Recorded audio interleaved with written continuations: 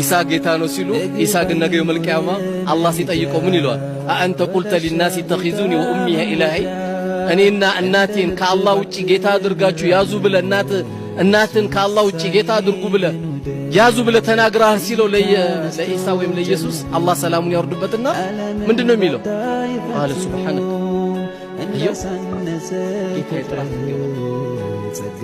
ጌታ ጥራት ቶሎ መልስ ውስጥ እኮ አልገባም። ጥራት ይገባል። ኢን ኩንቱ ቁልቱ ፈቀድ አሊምት ብዬ ከሆነ አንተ ታውቃለህ። ተዕለሙ ማ ፊ ነፍሲ ወላ አዕለሙ ማ ፊ ነፍሲ አንተ ውስጥ ያለውን ያላቅም እኔ ውስጥ ያለው ግን አንተ ታውቃለህ። ባይሆን እኔ ያልኩት አላህን ተገዙ መልእክተኛውን ተከተሉ ከማለት ውጪ ሌላ አላልኩም ይላል። ስለዚህ በመኮፈስ በእንትና ዘር ነው ምን የሚባል የለም። በእንትና ዘር ጀነት የሚገባ የለም።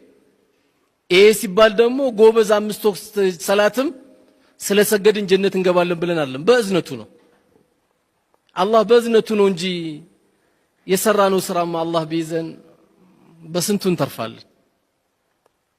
በየቀኑ ቢለቅምብን እናድራለን። እንዲህ አንድ ቀን እምንኖረው በረህመቱ ነው።